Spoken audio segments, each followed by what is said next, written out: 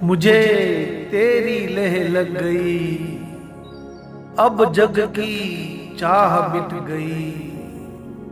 सबसे पहले तू ही तू था, आखिर में भी तू ही रहेगा।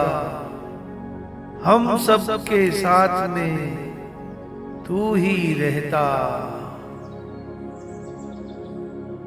સંત શ્રી શ્યામ બાપુના આશીર્વચનમાંથી વિષય હું, આત્મા અને ઉત્પત્તિ, પ્રકરણ હું કોણ છું, પાર્ટ 7।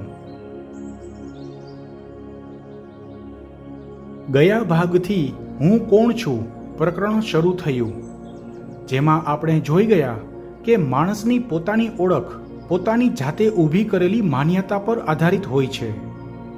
બીજું, પરમ સત્ય વિશે જાણ્યું કે જેને સમયનું બંધન નથી, જે હંમેશા છે, જે શાશ્વત છે, સનાતન છે, તે જ પરમ સત્ય હોય છે। હવે આગળ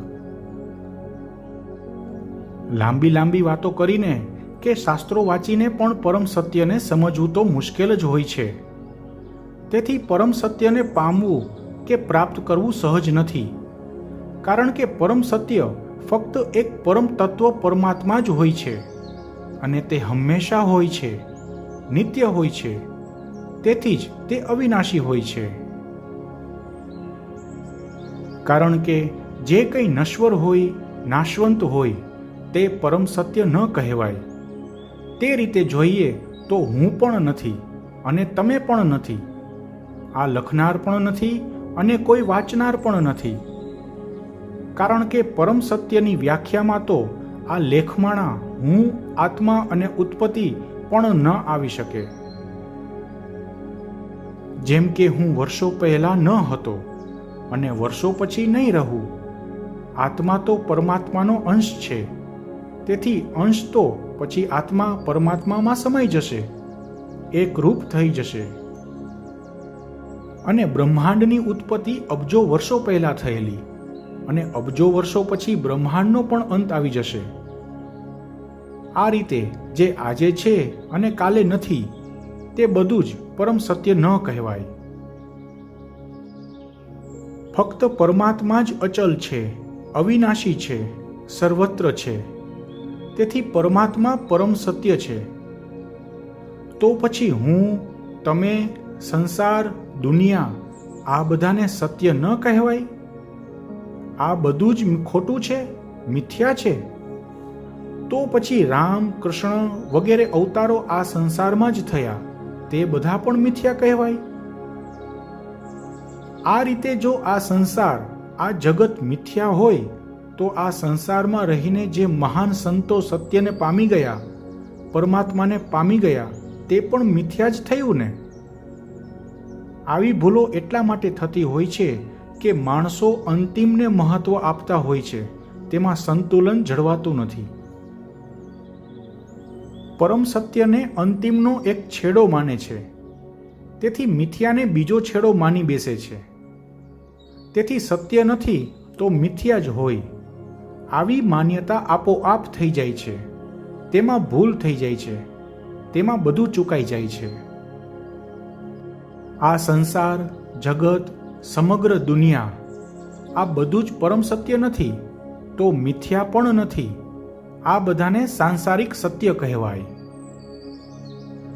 જેનો પ્રત્યક્ષ અનુભવ કરી શકાય, જેને જ્ઞાનેન્દ્રિયો દ્વારા પામી શકાય, યથાર્થ હોય, વાસ્તવિક હોય, તે બધું જ મિથ્યા ન હોય, પરંતુ સાંસારિક સત્ય હોય છે। જેનાથી આ સંસાર ચાલે છે, સૃષ્ટિ ચાલે છે, જે ઉત્પન્ન થાય છે, વૃદ્ધિ પણ પામે છે અને પછી અંત પણ થાય છે, તે બધું જ સાંસારિક સત્ય કહેવાય કે સાધારણ સત્ય કહેવાય કે ભૌતિક સત્ય કહેવાય। આમ સાંસારિક સત્યના ઘણા પ્રકારો કહી શકાય, પરંતુ પરમ સત્યના પ્રકારો ન હોય।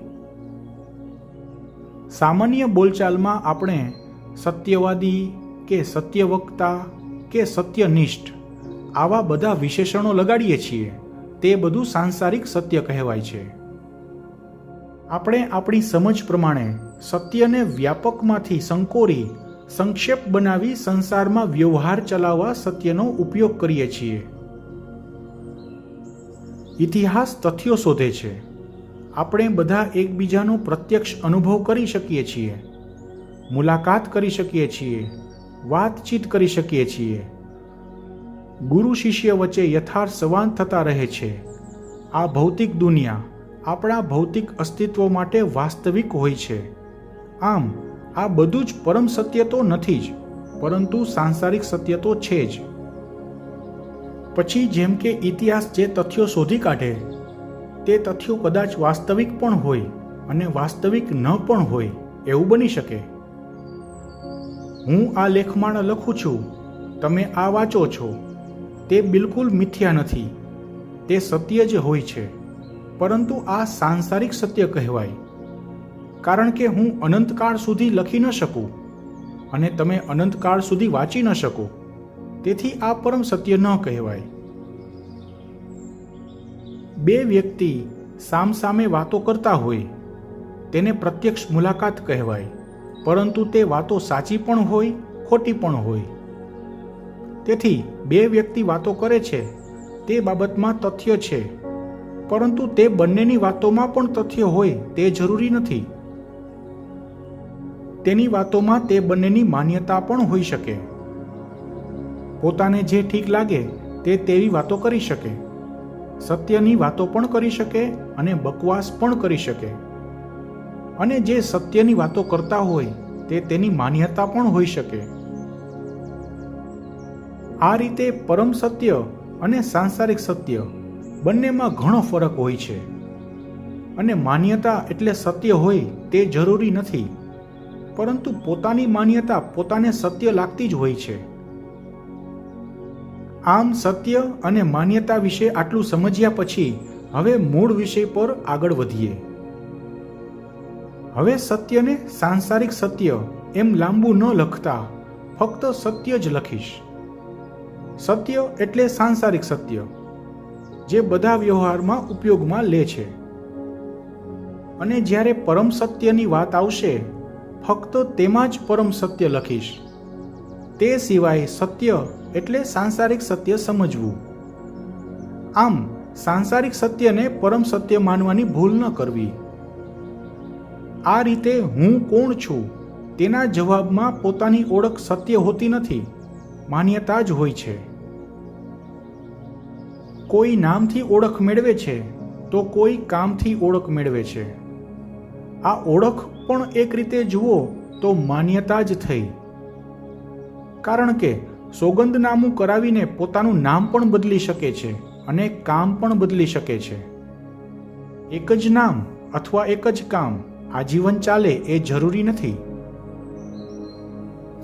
જેમ કે કોઈ વડીલોપાર્જિત મિલકતના અનેક વારસદારો હોય અને મિલકત માટેના કૌટુંબિક ઝઘડામાં જો કોઈને સરકારી દસ્તાવેજોમાં મૃત જાહેર કરી દેવાય તો તે માણસ પોતે હયાત છે તેવું સાબિત કરવા માટે ઘણું ઝઝમવું પડે છે. તો પોતાના નામની ઓળખ કે પોતાનું અસ્તિત્વ ફક્ત સરકારી દસ્તાવેજોના આધાર પર કહેવાય. તો કોઈ માણસ પોતાના કામથી ઓળખાતા હોય છે તો કામ પણ બદલાતું રહે છે. જેમ કે આજે કોઈ માણસ કારીગર તરીકે ઓળખાતો હોય પછી તે ઉદ્યોગપતિ તરીકે ઓળખ પ્રાપ્ત કરી શકે છે. ગઈકાલનો મજૂર આવતીકાલે માલદાર પણ બની શકે છે અને ગઈકાલનો માલદાર આવતીકાલે પાયમાલ પણ થઈ શકે છે.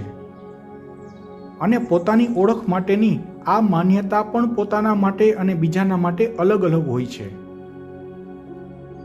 જેમ કે પોતે એવું માનતો હોય કે હું સત્યવાદી છું, પરંતુ બીજાને તે ખોટા બોલો લાગતો હોય.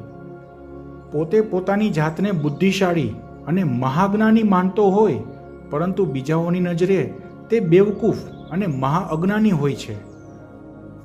તો આથી ઉલટી માન્યતા પણ હોઈ શકે છે. કોઈ મહાજ્ઞાની માણસ પોતાને અજ્ઞાની માનતો હોય છે, તો પછી પોતે છે કોણ?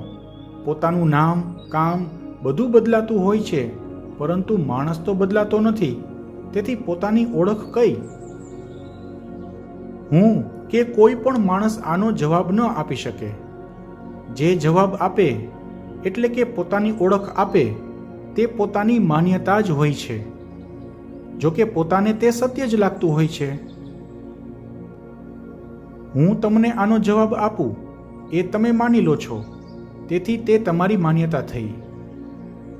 માણસ આવું જ કરતો આવ્યો છે, દરેકનું માનતો આવ્યો છે, એટલે જ તો પરમ સત્યને પામી નથી શકતો. સત્ય તો માણસે જાતે જ જ્ઞાનની પ્રક્રિયા દ્વારા શોધવું પડે. તે પ્રક્રિયામાં અમે મદદ કરી શકીએ, પરંતુ સત્ય આપી ન શકીએ. વિચારો આપી શકાય, અનુભૂતિ તો જ્ઞાનની પ્રક્રિયા દ્વારા જાતે કરવી પડે. માહિતીઓ, જાણકારીઓ આપી શકાય, જ્ઞાન તો જાતે પ્રાપ્ત કરવું પડે. આવતા અંકમાં પણ હું કોણ છું પ્રકરણ ચાલુ રહેશે.